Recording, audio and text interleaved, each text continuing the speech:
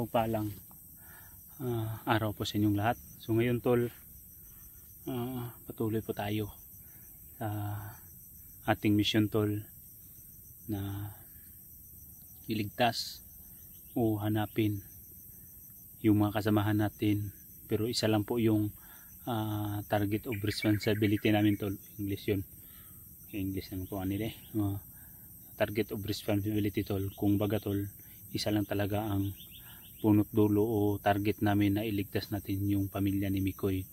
So kagabi tol, hindi lang ako nakapag video, dinusob din ako ng mga kalaban, pero sa awa ng Diyos tayo man ang naka offensive so tayo ang nakapag-una sa kanila. So layo yung linakbay ko kasi pagputukan namin kagabi parang hindi kumabilang yung kalaban, sobrang dami talaga. Kasi naramdaman ko tol ba na biglang uminit yung agimat ko. Tulog na ko yung tol, biglang uminit kaya naging alerto ako. Tingin ko tol, gumapang pala yung kalaban. So hindi na napigilan na hindi ko sana magpaputok, pero hindi ko napigilan tol, na inunahan ko sila. Then kanina na pag-umaga naman tol, may nakita ko dun banda sa kabila na 10 yun. Iniwasan ko na lang kasi pilitin ko talaga tol na makaiwas sa kalaban hanggat kaya ko tol. Hanggat kaya ko pipilitin kong makaiwas para makakita-kita naman kami sa mga kasamahan ko. So yun tol,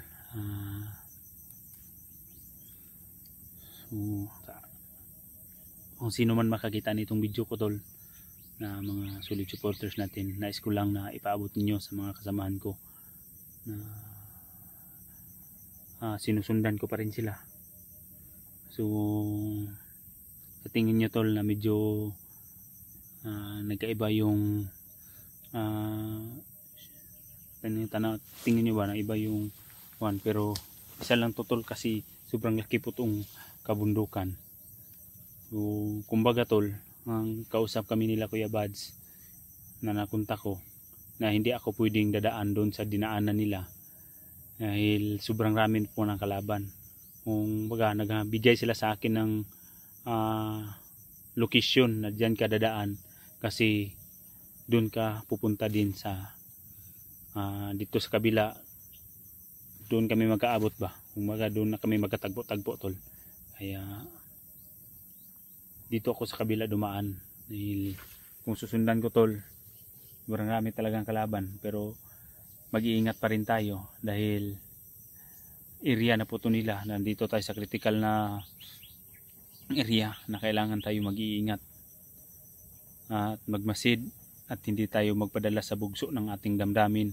Pag-isipan ng mabuti tol bago tayo lulusob, bago tayo atake, dahil isang pagkakamali natin dito tol, may posibilidad na yun po ang kapahamak natin. So sa hindi pa tayo tuloy na maglakad tol, magdasal muna tayo sa Panginoon. Ama, Anak, Espiritu Santo, Lord, sana gabayan niyo po ako sa aking misyon na magkatagpo-tagpo po kami ng aking mga kasamahan na ligtas at maigiyahan mo po kami, gabayan mo kami Lord, na makita namin sa lalong madaling panahon yung pamilya ni Mikoy. So wala po kaming ibang pananaligan kundi sa ngalan ng yung anak ng aming ama nga si Ginoong Hesukristo. Amen. So tara tol.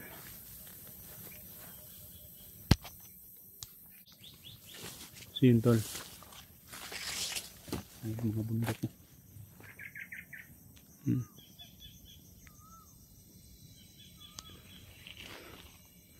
Kumbaga tol, doon ako sa kabila dumaan at pagtad mo doon kasi may narinig ako kanina ba, nandun pa ako, may narinig ako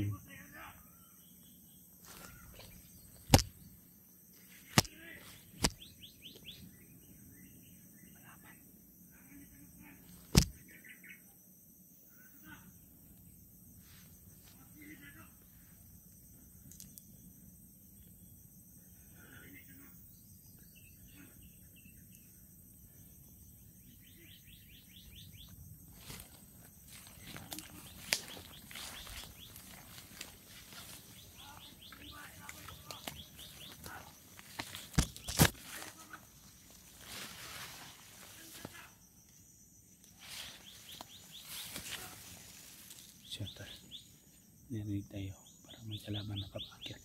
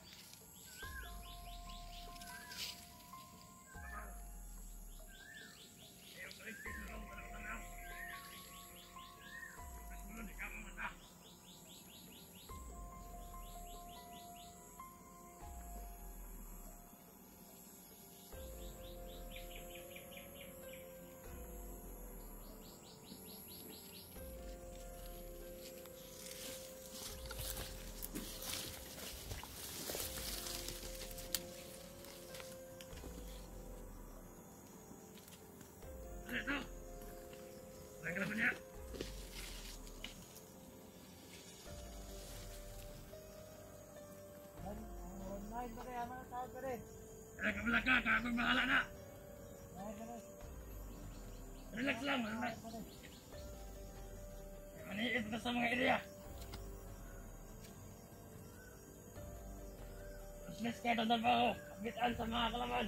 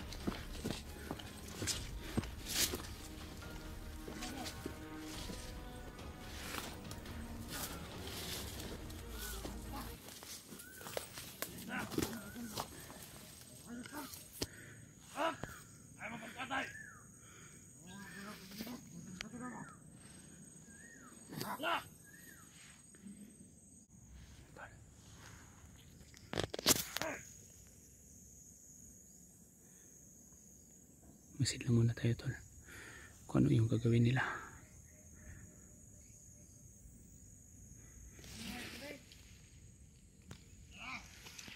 Fire lang.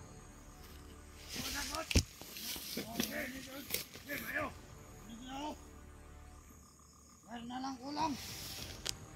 Ito ang kuhan, yan. Isa. Balik sa bigas. Ya. Lubot, bangay. Ya.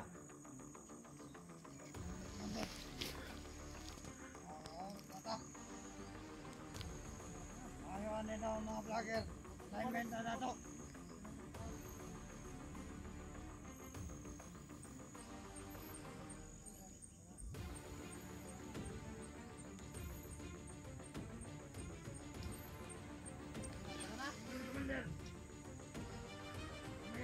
Tol, dala silang wire tol. Yun na lang daw ang kulang. Paglagay nila ng lamay.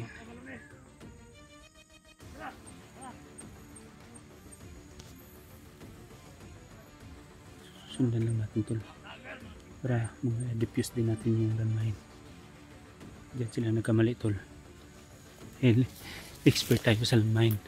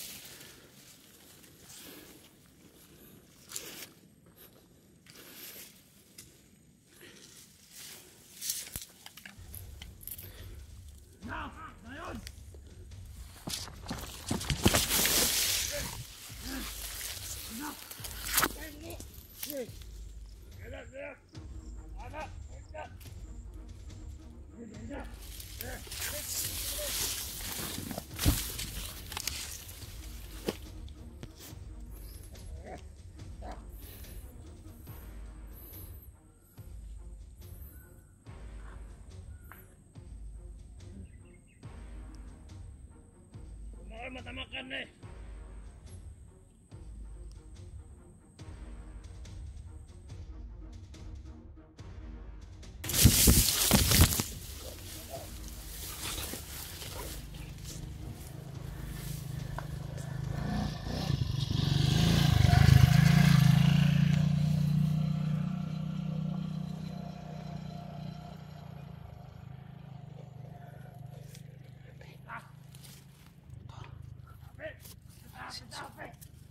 Muntik na ako. Motor. Kawan pala sa mga vlogger. Dapat. Ingat ka. Ang benta ko nun ay. Perfect ang para ito.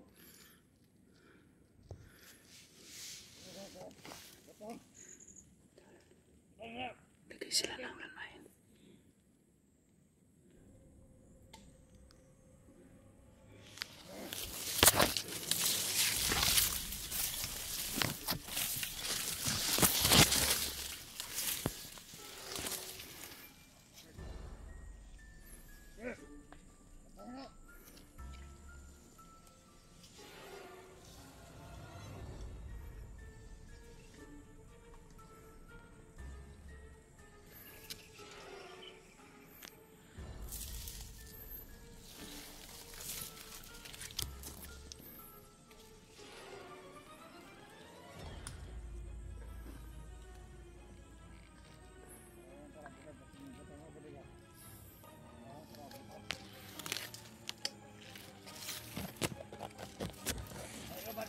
Masinlawan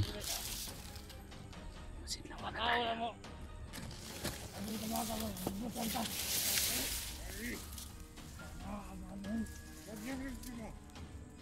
Bubutan ka, patay na. Motor! Ang sama ng motor ito! Sige! Isa mo ito! Sige! Matong mga ito! Ay! Ay, dito ka!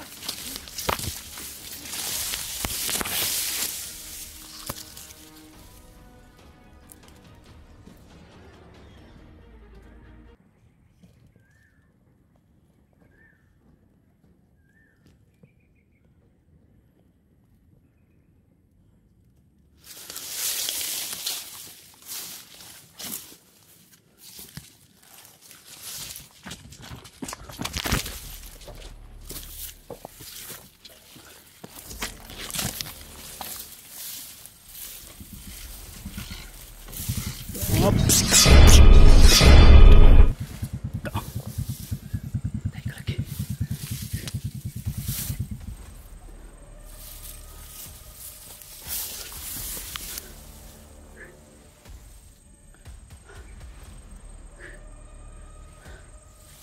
Dito tayo dito.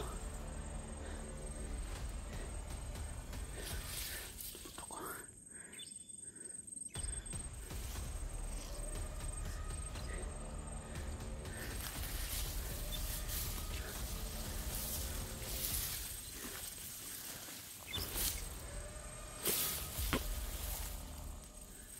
Laban tayo.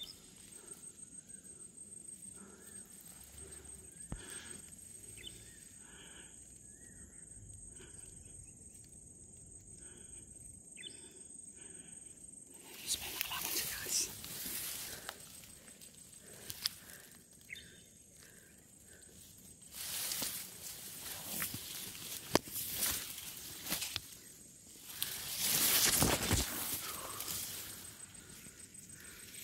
Magalaw sa taas doon.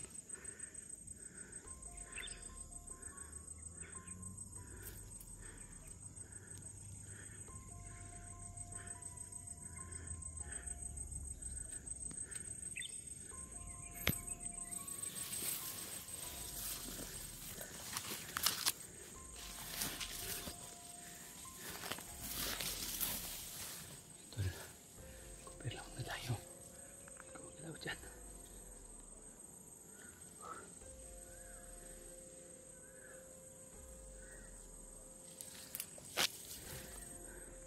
Loko. Pags no?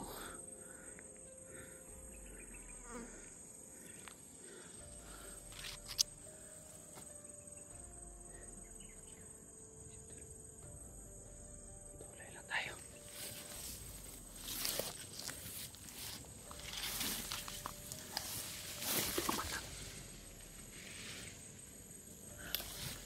Huy! Huh! Wala tol.